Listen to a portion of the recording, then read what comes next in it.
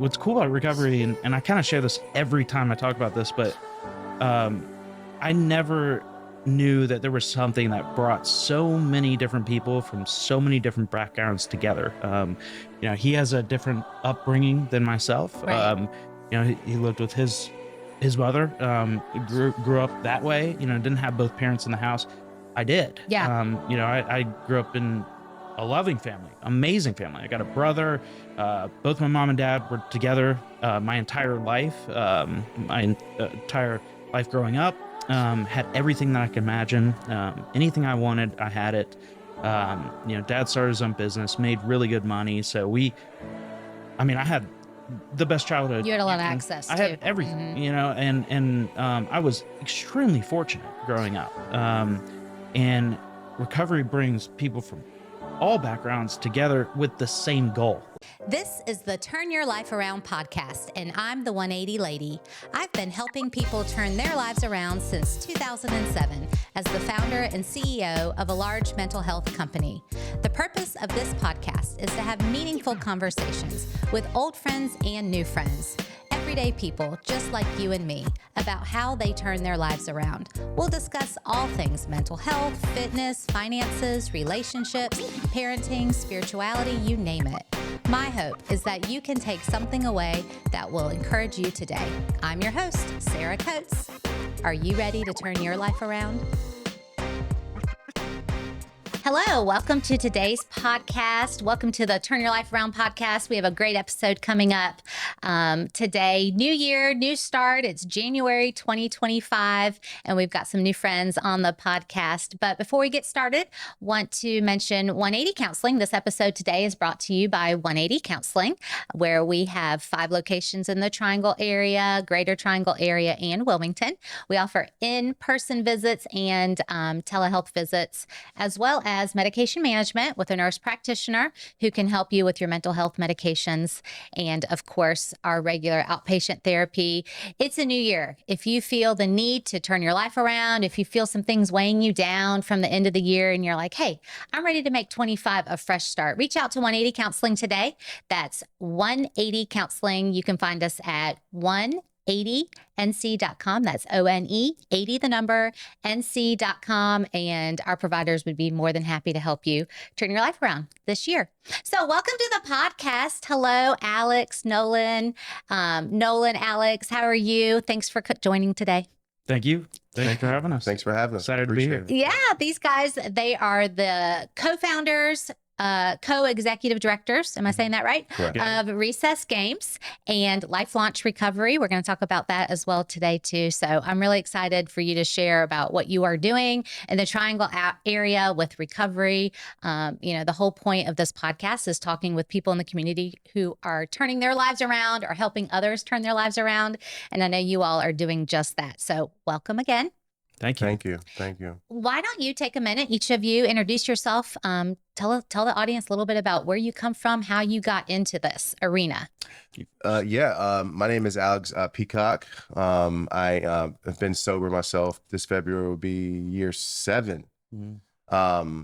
So how I got into this work, so I got clean in 2018.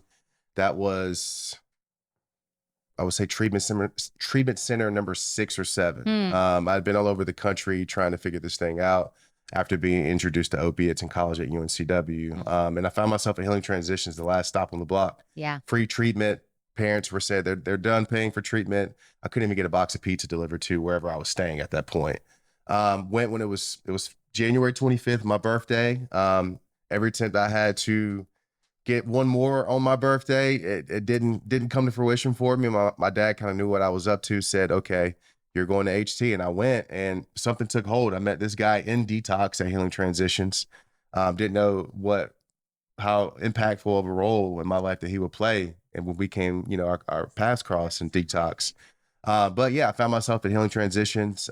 Did not want to be there. Like I said, did not want to be sober, just had nowhere to stay. Yeah. And a day turned to weeks turned to months. Before you know it, I had a year and I'd silver chipped. Once a silver chipped, well, that means graduated. A lot of people don't know that. Who are in the, who aren't part of the Healing Transitions community. But once I silver chipped, I got a job in the community as a shipping and receiving coordinator, because I knew, okay, this is my first job. What am I going to do?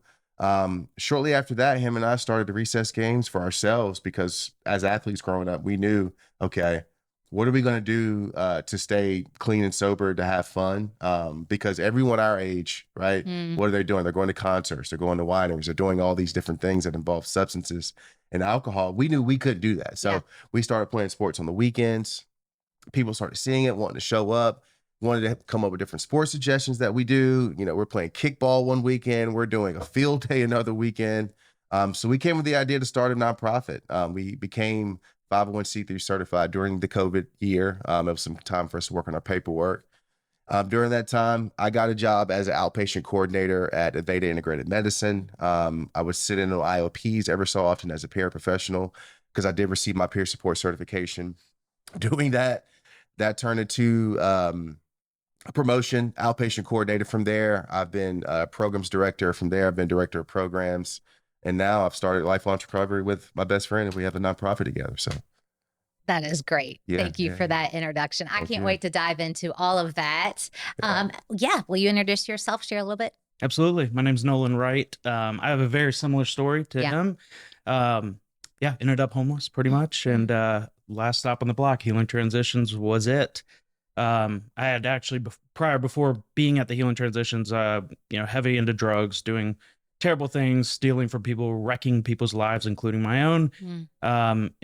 My parents had enough. And while I was sitting in the hospital from an overdose, he basically said, you got two options here. You can walk out of this hospital on your own and go wherever you want, but you're not coming home. Or I can drop you off at a place called the Healing Transitions. And at the time, I had no idea what that was.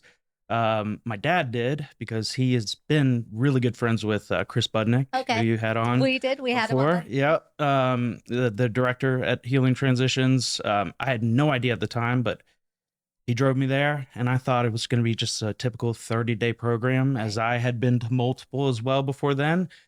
And show up and found out it was about a year long at minimum. And I didn't want to do that, but I had nowhere else to go. So I stayed, and this was in 2017 at the time. Stayed for a few months. Eventually ended up coming into a bunch of money. We can go into that if you'd like, but left and decided to go right back to my old way of living. Wrecked my life even more. But at the end, in about January of 2018, I had a moment of clarity just in my life, and I believe God played a huge role in that, to where I could just see my life being destroyed. I could see the only route that it's going to lead me is death or prison. And I knew something had to change. So I actually called Chris Budnick that day that I had that thought, and he sent somebody to come get me. Went to the Healing Transitions, was in detox for a couple weeks. He showed up, we met, went through the whole program together. And just like he said, at the very end, as I've kind of graduated the program, you have this year of sobriety, and you understand how to stay sober at that point. Like it makes sense. But the questions you start running into is, well, what do we do for fun? Just like he was saying. And you don't know at the time. Like we had to sit there and think about it. And as we're thinking, we just kind of thought, like, well, what did we do when we were younger, before we got into the drugs, before we got into the alcohol? What did we do? And immediately recess came to our mind. And you just think about being in school, you're sitting there bored, listening to the teacher, writing papers, doing all that stuff. And all of a sudden that recess bell rings, and everything, all the stress, all the anxiety, all the just anger, whatever you're feeling during that time goes away. And you're in the moment, you're in the present moment, you run outside, you do whatever you want. Recess includes everything. And so that fit perfectly. And we immediately thought of Recess Games USA for those in recovery, but also the community as a whole, because it's important to grow a positive network, and having a space to go out there, have good, clean fun while meeting new people is what we do. And we threw on a few different events and just immediately saw that it works. And we know that this will be good for ourselves, but also for others. And so that's how we started, and we've been doing it ever since. I think this is a brilliant idea. So I love what you guys are doing and what you're sharing now already.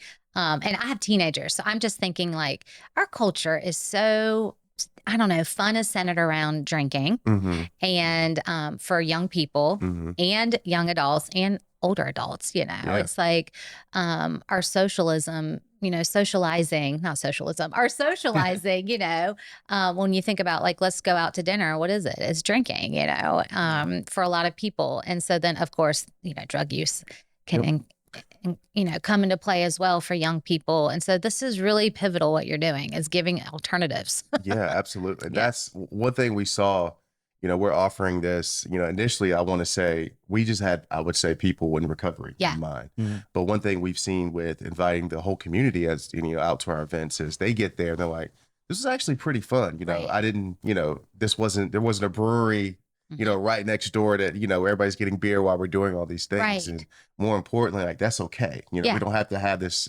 activity or event be involved with alcohol or drugs for us to have a good time. Yep. Right. Yep. So like eliminating, that thinking, what was huge for us, and doing that and saying, okay, this is something we can offer to any and everyone. Yeah. Right. Yeah. The people who work 9 to 5s, chasing their children around the house all week. Right.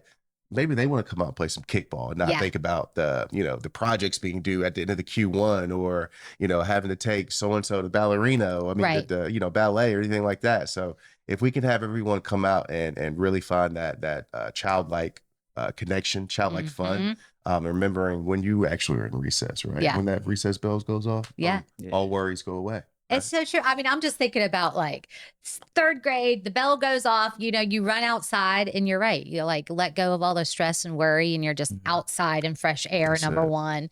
And you're just playing games. So that is really cool. So how does this work? How does Recess Games USA work? Like say somebody reached out to you or you're bringing it. Just tell us a little bit more about it. Yeah. So we typically have a sports series, right? Okay. So our last sports series was a summer sports series. And what that looks like is our goal of ours for 2024 and 2025 was to offer 2 sports on a weekly basis for 2 different days of the week. With the goal eventually is offering some sort of sport or venue to host for addicts and alcoholics every day of the week. Okay. So we started with the summer sports series in which we rented out NC State basketball courts, and we invited Veterans Life Center, Raleigh Rescue Mission, Healing Transitions, the men's campus and the women's campus, Green Hill Recovery, Wake Monarch Academy, Abea Wellness. Yep. We invited all these places to our basketball at NC State that was happening on Wednesdays, and on Fridays we would play beach volleyball at JC Park. So we did that for the whole summer sports series. Toward the end of the summer sports series, I want to say one of the last basketball ones. Basketball is my passion. Okay. I love it to death. He's a baseball, football guy. I'm a basketball guy. I may have went a little bit too hard. I blew my Achilles at an event. So I put our summer sports series, the following sports series, the fall and the winter, on pause, and we're launching back this February. And like I said, our plan is to offer for each season a sports series to where we can offer sports on a weekly basis for people to join. And is it free? I mean, people just can show up. How does that work? It is. So yeah, we do sports series, but also many other things. Like we'll do just huge community events. So for example, I think it was 2022, we did a large turkey bowl to where we rented out Dorothea Dix Park, big field, got a lot of inflatables, flag football was going on, different games just all over. And we invited pretty much the community.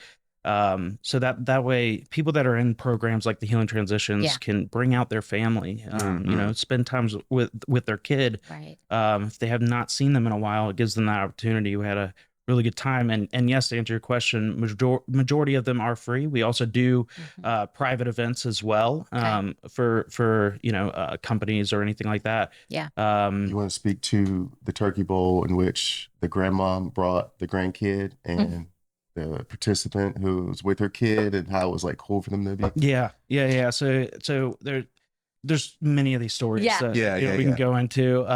But that turkey bowl was really special because this one girl had brought out, and she was at the Healing Transitions, and her mom, the grandma, was at Healing Transition at one point, right? Yeah, I didn't know that. And so the grandma was in recovery. I know this for a fact. I believe at the Healing Transitions before her daughter, and now her daughter is there, and also she at the Healing Transition has a child who's actually going through addiction problems, and so they all came out to this event, and while they were out there, she got to see her son running around, not doing drugs, Right. actually with a smile on his face, and having a really good time, and saying he's having a good time, and it brought her to tears. And Yeah. she came over and told us, like, this just means so much. Like, I haven't seen him out and about doing these types of things in forever. Yeah. And it's just really good to see. And they were all together doing that. So that just really tells us that, we need to keep doing this. Yeah. We need to provide these opportunities, because we could sit here for days and tell you endless amount of stories that are similar to this. Yeah. But it's amazing. What keeps us going is the service work, and without it, we wouldn't be here today. So yeah. Well, I can just hear through that story. You saw the impact of, your work and what you're trying to put forth in this family unit, generation to generation to generation, and how it's going to change people's lives. That's really awesome. Yeah. Thank you. Very, very cool. Yeah. So you said it's free. And so, how do people find you? How do they connect with you? Yeah, so we're on every social media platform: Instagram, Facebook, Recess Games USA.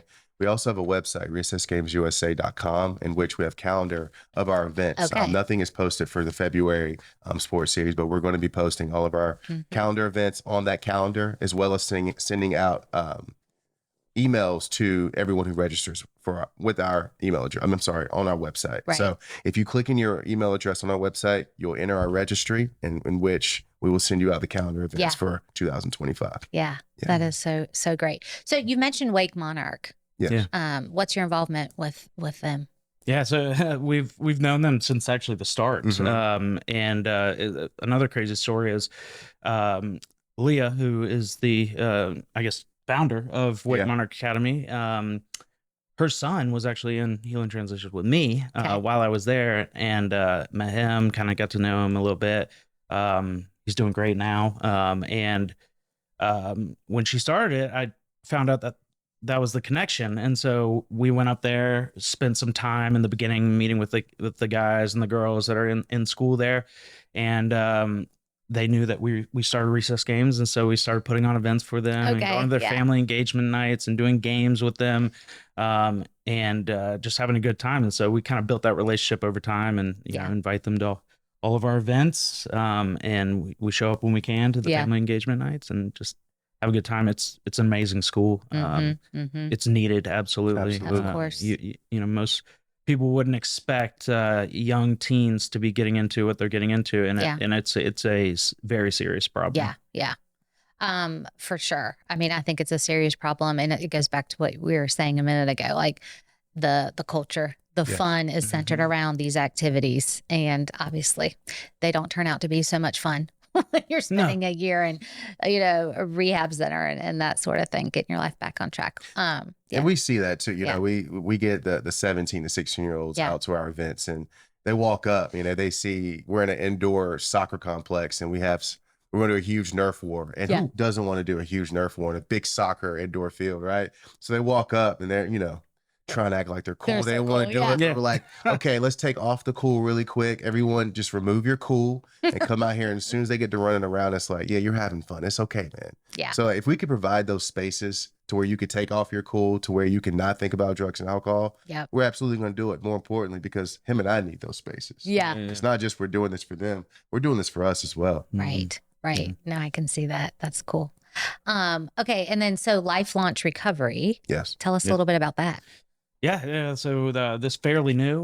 We started about a little over a year ago. December of 2023 is when we started it. Yes. And so we do recovery coaching, sober transportation. We also do basically we build out programs for other programs. For example, we are providing the recovery coaches for Wake Monarch Academy currently.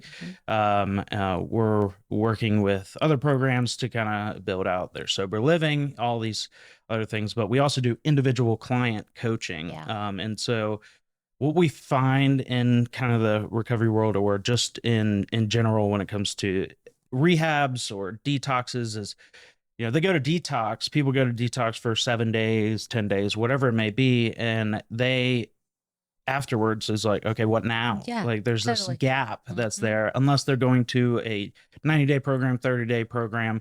But even after they go there, it's just, It's still what now? yeah, what Yeah. now? Yeah. And so we want to fill that gap. And so what we do is just kind of help guide them through action. Yeah.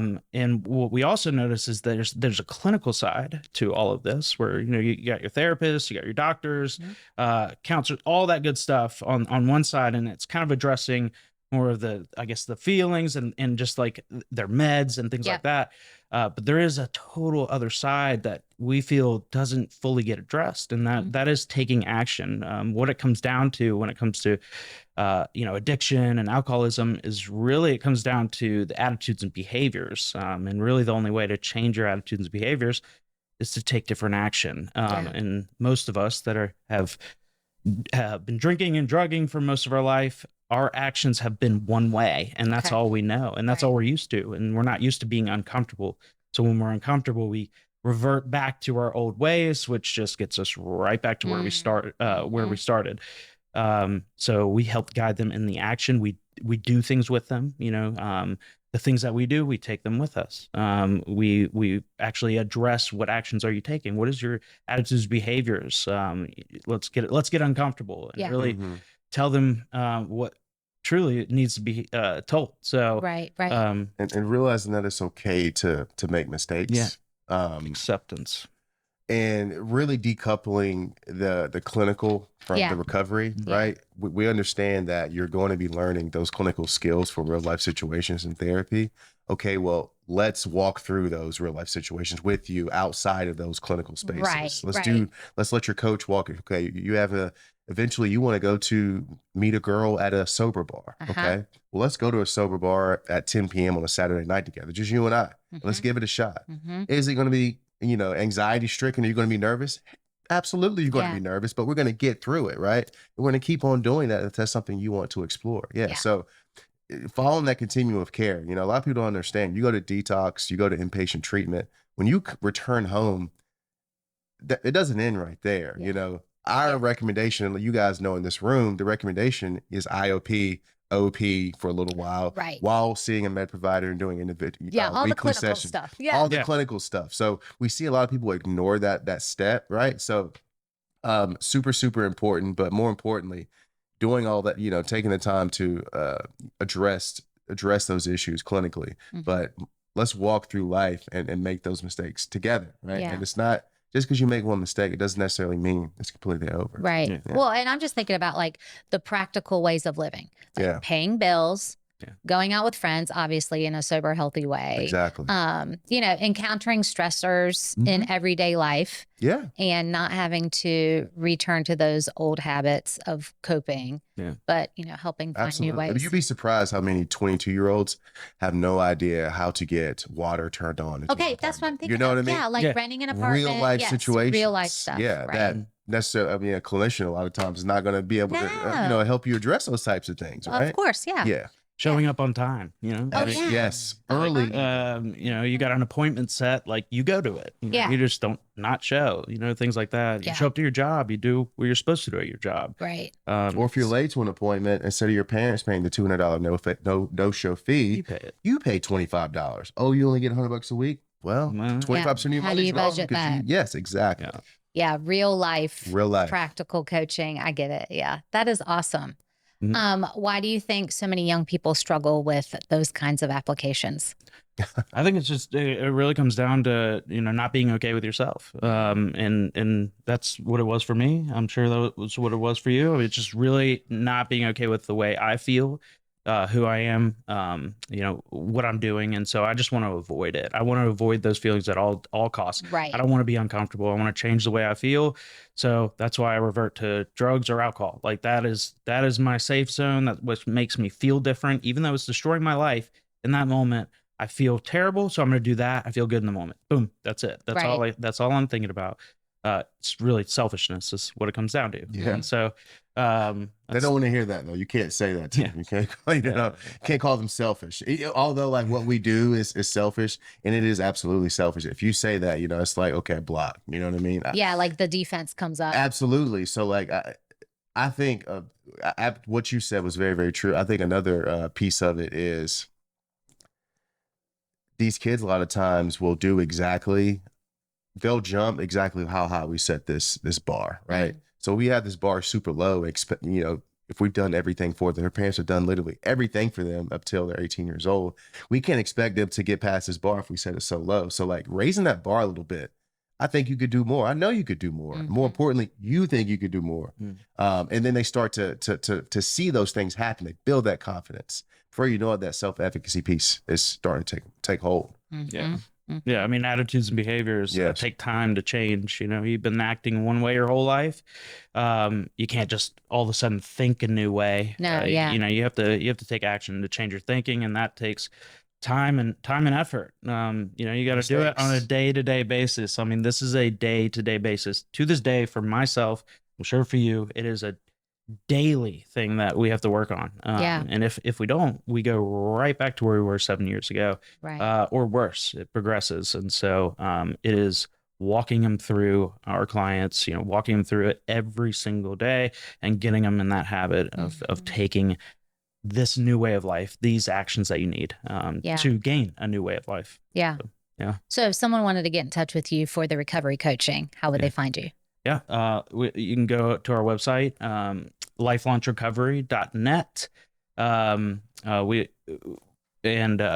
We haven't set up a social media yet, but we will. Yes, we will. That's coming. That is coming. Our phone numbers are there. Give us a call, emails as well. We'd be more than willing to see what we can do for you. The Triangle area, I think, is such a great spot. And also a difficult spot, for a lot of people. I mean, there's so much here for people to participate in, which is a great thing. That's why it's like the #1 city, I think, for people to be moving to. But there's a lot of opportunity to, get yourself in trouble probably too. Yeah. I mean, there's so much to do. I lived it. Yeah. I mean, people have no idea the resources available in Raleigh as well. Right. There's so many nonprofits that are geared to help young people in recovery kind of address those things. And a lot of times they offer free services. Yeah. Right. So a little bit about your background, both of you. Like, how did you, if you wouldn't mind sharing a little of your autobiography, like how you got into the spaces and places where you landed, to kind of help educate, I'm thinking of it through like a parent lens. Again, I have teenagers.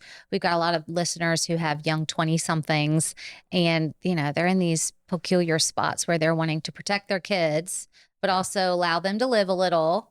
How do you navigate that too? I mean, for me personally, I was raised by a single mother. And in doing so, my mom kept a really tight leash on me. Right. And, in the beginning, I want to say it worked. I think it laid the foundation for me to like have good grades and not get in any trouble and not be, out committing crimes or anything. I didn't use any drugs early on, but I will say, as soon as I graduated from high school and I went to UNCW, once mom didn't have me on that leash, and I figured out, oh wait, I can ignore her call. I don't have the answer, Nolan. And I started doing that, and I just went crazy. So with me, I think the answer, what I've learned, especially with my kids, is to have a nice medium, happy medium. You could be overprotective. You also could be on the other end, just not care at all, right? And I think living in that middle is going to be, especially where I live with my children, but also knowing that I'm going to live right there. Am I going to make mistakes? Absolutely. I think with these kids today, I think just conversations, talking with your kids, and don't get upset with what they tell you. Yes. If you villainize them, they're going to lie to you, right? If you get upset, I was riding with Ricky the other day, and Ricky pulled out a blunt. Mom, a blunt? And, they're never going to tell you that again. Right. So if you overreact, don't to that, overreact. Listen to them, hear them. Be that person that they can call you if they're in a panic, if they're at a party and they don't want to drive drunk. They don't want to ride with someone drunk, right? Find that happy medium, because again, with the way I was brought up, mother did not spare the rod. It was a very, very strict household, and I appreciate a lot of that. But it did shape. It did kind of dictate how my life was going to work out. And I don't want to put that on my mother solely. My mom did the best that she could. She had me, she was 18 years old. So she did the best that she could. She did an amazing job. But in doing so, with her really, really, being on top of me, I went off to college and, 1.2 GPA after my freshman year. At UNCW? At UNCW, yeah, 1.2. Did they let you back? Yeah, I was on academic probation. Yeah. They let me back. My dad did not want me to go back. He knew I wasn't ready. My mom was like, "You're going back. You're not coming home." After that first semester, I went back. I raised it up to a whopping 1.7. The second year, got mono, the virus, and by that point, I'm using weed, cocaine, alcohol daily. Anxious, depressed, didn't know why I was depressed. More importantly, I was afraid to talk about it to anybody. Right. It was, I guess in 2007, nobody was talking about mental health. It was almost kind of taboo, and it was like you were weak to bring it up, right? But once they gave me that liquid codeine from my mono, I was like, okay, this is it. I don't need to be anxious on marijuana. I don't need to drink and not really have control of my body. I could just do this and stay where I need to be. From that day forward, there wasn't a day I didn't have an opiate unless I was in treatment in my body. Yes. Wow. And eventually graduated into heroin. And once I started using heroin in 2016, I got in more trouble that year than I'd ever been in my life. Stealing from loved ones, stealing from my own son's mouth. Just doing things that I knew I wasn't raised to do, which was a lot of reason why I stayed in that position too, because I knew better. And there was a lot of shame in that. A lot of times 2 a.m. on a Tuesday and looking up and seeing the room I'm in and being ashamed of that and not knowing how to get out of it, not having anyone to call, until eventually, my mom would send me annoying scriptures as I'm using at 2 a.m. And I was like, dang, how'd you know I was doing this? Right. And she would send me that, and she sent me Healing Transitions. Wow. And, she sent me that in 2017. I went in 2018. Yeah. So I knew there was going to be a point where I was going to have to lay down for a little bit. I was either going to go to prison. That's what I really thought was going to happen. I thought I was going to have to go to jail to get clean. And I went to Healing Transitions because I was running from a warrant from the police. My grandfather took a warrant out on me for stealing our silver service, the family heirloom. Wow. Yeah, he did. And I did not want to go to jail because I was a coward. I didn't want to go experience opiate withdrawals in jail. So I went off the Healing Transitions because I knew they couldn't pull me out of there. They let me stay. And I think that kind of kept me there too, is knowing that warrant was just waiting for me, knowing I didn't have any money, knowing I didn't have any support. I might as well just stay. I know I can't use here, so let me just give this a shot. And here we are. Pretty gutsy of your grandfather. I think a lot of families enable the continual addiction because, they don't. I mean, I wouldn't want my kid to go to jail, so I get that, but me neither. That's, some families do, and that's wonderful because obviously it helped you turn it around. Oh, yeah. I mean, he had the opportunity to do it years before that. Yeah. I wouldn't have went to Healing Transitions if he wouldn't have done that. Same. Yeah. If my dad, didn't say like, I'm done. He's just, I'm done. I'm not supporting any of this anymore. I'm not funding any of it. I would not be here today. Yeah. So, I can only imagine. I'm not a parent. I don't have my own kids, and I can only imagine how hard that is. Yeah. But what I can tell you is that when that was the best decision my dad could have ever made. For himself, but also for me. It genuinely put me on the right track. Kind of forced me a little bit to go a different route. Because he probably bailed you out multiple times prior? Many. I mean, they've spent probably hundreds of thousands of dollars on me. Not only that, but I stole from them. I stole from others. They had to pay back, things like that. That's what I did. And, I was a terrible, terrible person to everyone around me. Anybody that came near me, I took from you. Like that's what it was. So I would just take you down with me because I was not okay with who I am and what I'm doing. So it's got to be something else. But yeah, it's funny though, because what's cool about recovery, and I kind of share this every time I talk about this, but I never knew that there was something that brought so many different people from so many different backgrounds together. He has a different upbringing than myself. He lived with his mother, grew up that way, didn't have both parents in the house. I did. Yeah. You know, I grew up in a loving family, amazing family. I got a brother. Both my mom and dad were together my entire life, entire life growing up. Had everything that I could imagine. Anything I wanted, I had it. You know, dad started his own business, made really good money. So I had the best childhood. You had a lot of access I too. had everything, you know, and I was extremely fortunate growing up. And recovery brings people from all backgrounds together with the same goal. Like Yeah. we have the same goal. It doesn't really matter where you came from, what you grew up with, doesn't matter because we're in the same spot. Yeah. So I really do think that's what's so amazing about recovery and what I noticed immediately when I got there. Right. But what is similar is that, you know, I grew up playing sports just like him. You know, baseball, football, swimming was kind of my main. You know, played different ones growing up here and there. And I was growing up all the way till high school. I was, you know, very straightforward kid. I mean, good grades. I used to walk around and anybody who would talk about smoking weed or anything like that, I'd be like, I don't want anything to do with you. That's terrible. You're a bad person. I really thought that was really bad. I mean, when I was a little kid, like 6 years old, found out my dad was doing chewing tobacco and I cried and I called him and I was like, I told my mom, get him on the phone. And I called him, I'm like, you need to stop doing it. It's terrible for you. You told me, you know, these are bad for you. I don't want you dying, all this stuff. And he was like, okay, yeah. You know, like that's how much I cared. And I was like that all the way till the end of sophomore year of high school. And once that came around, you know, everybody's doing prom, you know, having parties, all these things. And so I'm seeing it more and more. And actually, when we were at one of the dances, I believe it was prom, one girl I was with at the dance, you know, was like, hey, are you coming to party with us after? You know, we're gonna have a good time. Do you want alcohol? I was like, no, I don't do that. Blah blah blah. And they kind of gave me a little bit of, you know, they just kind of were like, what do you mean you're not gonna do that? Like they give you a hard time about it? Yes, exactly. Like, you're gonna come to this party but not drinking while everybody else is drinking? Like, basically, like, we don't know if we want you there. And I'm like, oh, well, I want to be there. Like, you know, I'm with this girl here and she's very attractive and I want to go wherever she's going. And so I was like, oh, maybe I will. Maybe I will. They're like, what do you want? What do you want? And this was when Four Locos came out, and that was the first version. Ones they banned eventually. And so they brought me one and they were like, look, it literally just tastes like a fruit punch. And so I was like, all right, I guess I'll take a sip. Like, it's fine.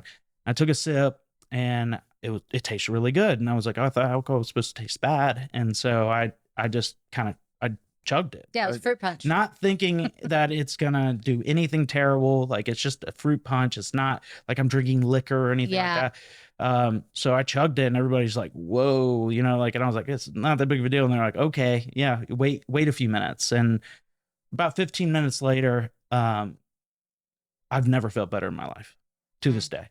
Like, that was the best feeling I have ever had by far. And my very first thought, and something I said to my friend right next to me, as soon as I felt it, I start laughing. I look at him and I'm like, why have I not been doing this? Why have I not been drinking already? Like, I've never felt better in my life. And right there was like a switch in my brain where it was like, this is what I want. This is all I want. This is life. This is everything I need in life. If I could feel this way 24/7, I will do it. And so it progressed very, very quickly from drinking on the weekends, going to parties, to drinking after school, during school, before school, all the way until I'm supposed to go to college. And I get into UNC Charlotte and I go there and I join a fraternity, which just amplified everything. It's basically a fraternity. You go in and it's like whoever can drink the most and stay up and party the most, like, you're the coolest. And I was one of those guys. You were the coolest. I was definitely you were winning that competition. I was absolutely that. But I couldn't understand why people would go to class afterwards. You know, people would stop drinking at like 2 a.m., which is late. But I would be like, what? Why are we stopping? Like, partying? They're like, we have a test tomorrow. We have to go to class. Yeah. So I just kept saying to him, I'm like, why don't you just go to class drunk? Like, why don't you do that? Why would you not want to feel that way? That was my brain. Like, this is how crazy and messed up my brain is. As an addict and alcoholic, like that's how I think. It's just about myself, how I feel. That's it. I don't care about any of the other consequences. I just want to feel good, and that makes me feel good. So I'm going to do that. Why wouldn't you want to do it? Right. But that's the self-centered piece that you were talking about a minute ago. Like me. I want to feel good. That's all that matters. That's it. Yep. And as I did that, obviously I'm not showing up to class now. Like I was convinced myself, like, well, why would I go to class when I can just drink here? Right. And so that's what I did. And not even half a semester, I had to drop out and go back.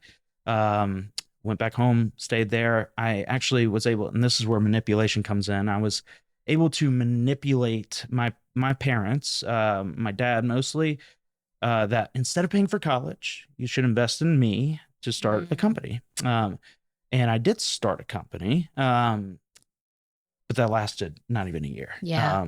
I took that money and then started to get into other drugs. And this is where opiates come in.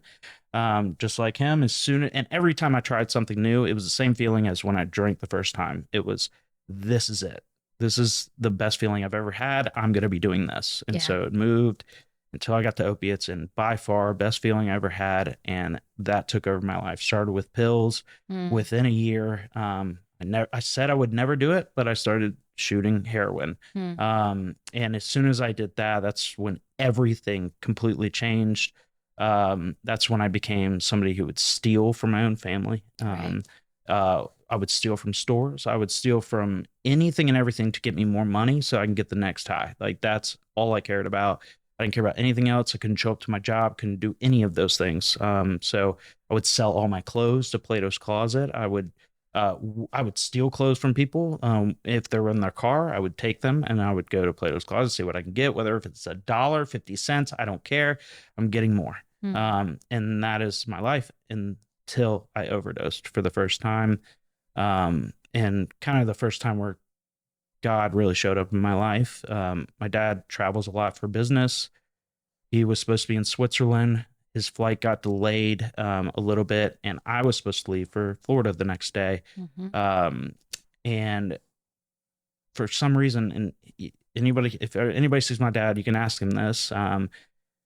He doesn't know why he got up at 3 a.m. in the morning. He has no idea, but he just woke up and thought that he needs to go check on me in the room.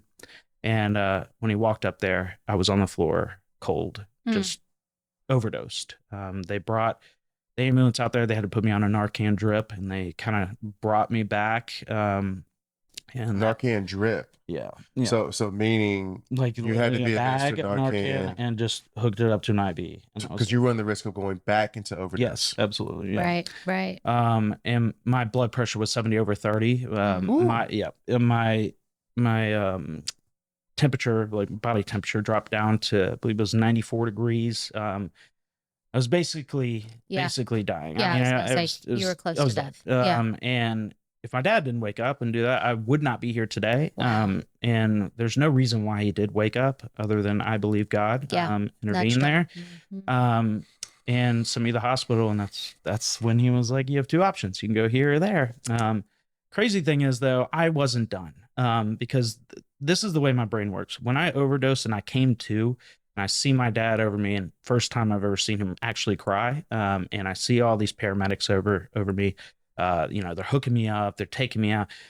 And the very first thought was, I hope they didn't find my drugs. So I'm going to need that when I get out of here. Like that was the very first thought I had. And all I could think about when I was in the hospital on a ventilator. That's it. Nothing else. And so when I went to Healing Transitions, I thought to myself, well, I'm just going to buy time. Right. And when I did buy enough time and made some money, I moved on out immediately and took all of that money, spent it all within about 2.5 months. It was about $100,000 to be exact, from a settlement, a car accident I was in. Longer story, but spent that in 2.5 months on drugs and alcohol. And that's when I had the moment of clarity, woke up, and I was like, I can't believe this happened. It was like I could see everything and why it was happening. and made the conscious decision to turn my life around. Yeah. Which landed me back in the healing transitions. And I stayed there. And, Why do you think you had a moment of clarity then, but not in the hospital or with the paramedics over you? Yeah. What do you think the difference was? Yeah. So it's kind of I'll keep it short, but it's actually a story, because what I was doing at that time is I had gotten in a car accident in 2016, shattered my femur, had surgery. I was passenger in a car, and I knew I was getting money. I knew that I was getting $100,000. And so I sat in healing transitions while I recovered and while I was waiting. Lawyer calls and it's like, you have $100,000 now.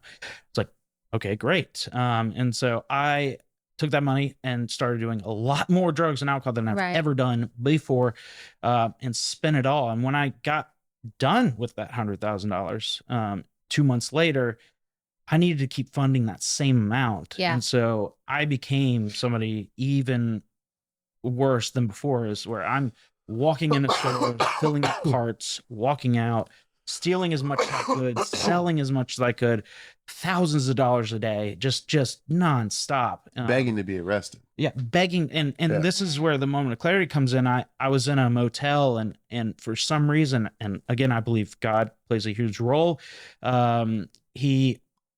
He truly made me just, I opened my eyes when I woke up in the morning, and I'm going through withdrawals, and I just look around where I was. There was a hole in a motel wall. There was the drapes were kind of halfway off the thing. It looked like a crack house, and which it kind of was, but I just immediately knew what has happened. It's like I had a flashback of like, I don't have any more money. I literally became somebody I didn't ever want to be. Like, I'm going to die. Like, I'm going to go to prison. I don't know what's happening. I don't know why this has happened to me, but something needs to change. Right. And as soon as I had that thought, I got in the car and I started driving down I-540. And this is at like 7 a.m. in the morning. I didn't know where I was going. I was just driving. I'm going like 80 miles an hour, and I'm just hitting the steering wheel as hard as I could, just screaming. And at the time, I wasn't sure if God was real. I didn't know all these things. So I'm like screaming, hitting the steering wheel just over and over and over and over. Knuckles are bleeding at this point. And in my mind, I'm like, well, maybe if I just hit this hard enough, the steering wheel will break off. And once that breaks off, I don't have any more control. And whatever happens, happens. Like that, I don't want to be in control anymore. And as I'm screaming, just why is this happening to me? I kept saying, why can't I be like my dad? Like, he's so successful. Like, he has his life together. Why am I so different? And I keep hitting it. And as I'm driving, I kind of look up, and on the opposite side of the road at that exact moment, my dad is driving his truck in the opposite way. And as soon as that happened, it was like a light bulb went off, and I'm like screaming at God saying, why can't I be like my dad? And then he drives by me going the opposite way. To me, that was God saying, if you want your life to change, you're driving your life in the wrong direction. Right. You need to turn around. And as soon as I did that, I knew that was God just saying, turn your life around right now. Here it is. This is your sign.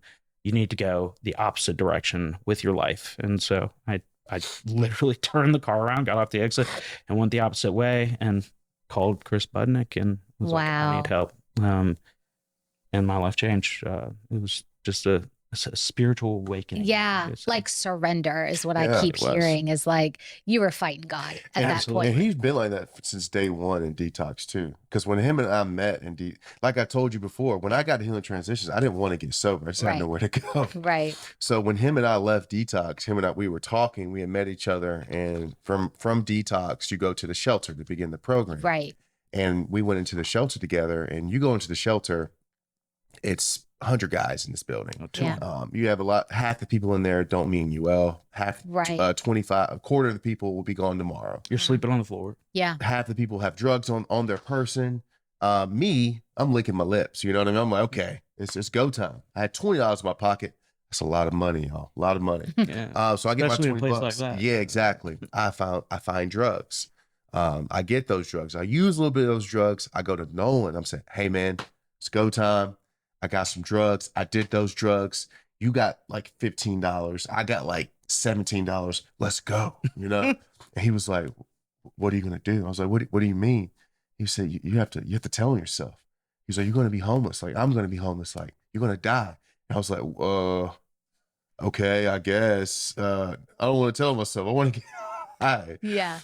So he was like, if you don't tell on yourself, I'm going to tell on you. And like, he did that. He said that to me. And the next day, like, I was nervous all night. And then I had to go to the admin building to talk to staff. And I had to tell myself. And that was something that was very, very new to me. I'd always sat in the back of the classroom with the bad kids in treatment.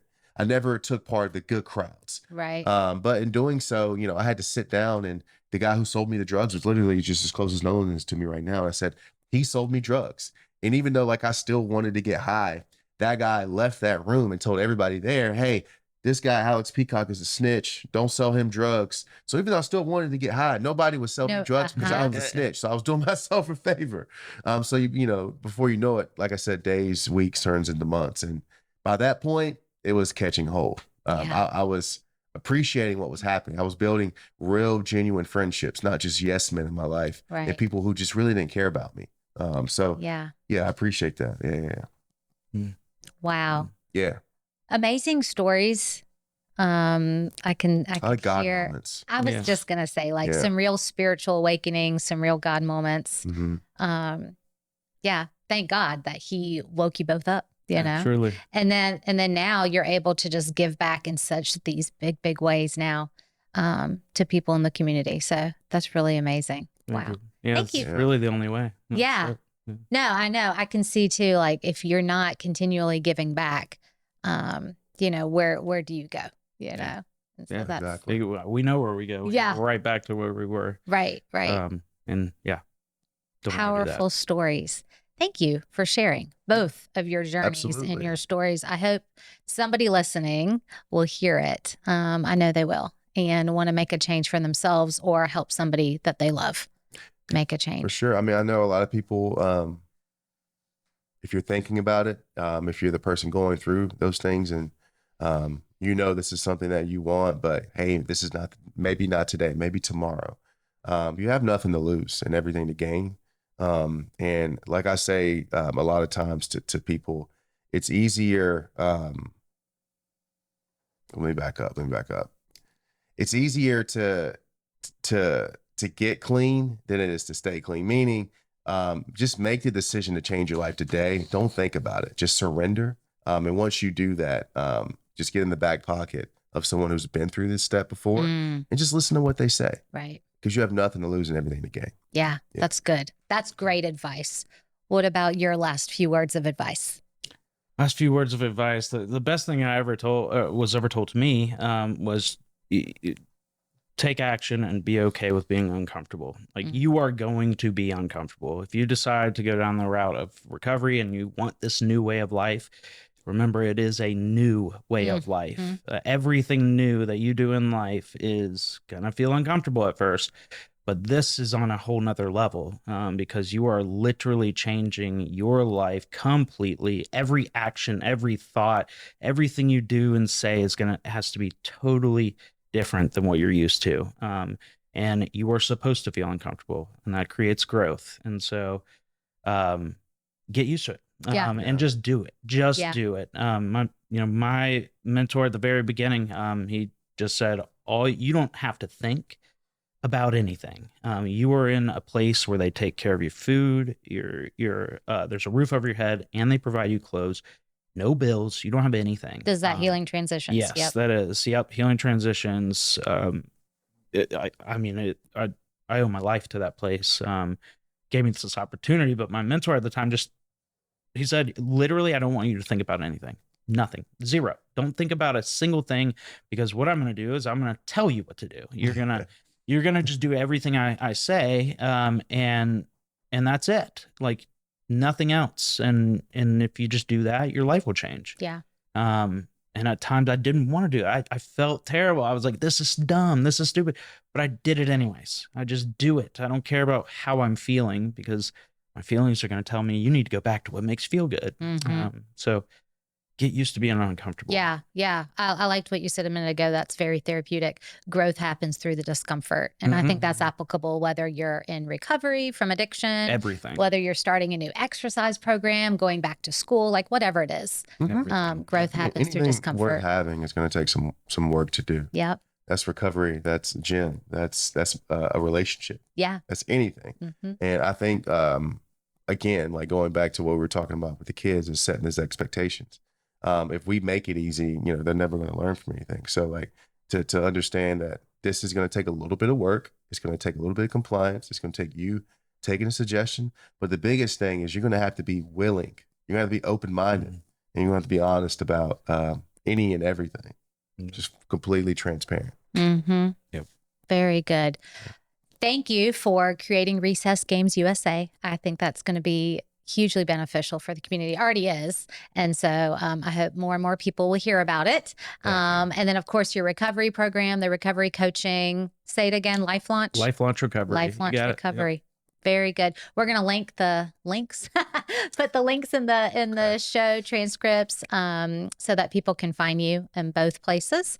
And just thanks again for taking some of your time this morning at the beginning of January to hopefully somebody's going to hear you and want to turn their life around. So thank you for being that voice. Well, thank you. Thank you for giving us the opportunity. This is great. Absolutely. And thanks for listening today. If you've liked what you've heard, definitely give us a follow, a subscribe, all those good things, and continue to tune in to the Turn Your Life Around podcast. We hope you have a good year and you're off to a good start. Thanks again for listening. Hi, everyone. I appreciate you taking time to listen. These days we live in feel stressful, challenging, and maybe even chaotic. I'm really passionate about putting out positive content that will encourage and inspire others. I ask that you like, follow, subscribe, and even give us a 5-star review. Most of all, share this with your friends and family so together we can help people turn their lives around.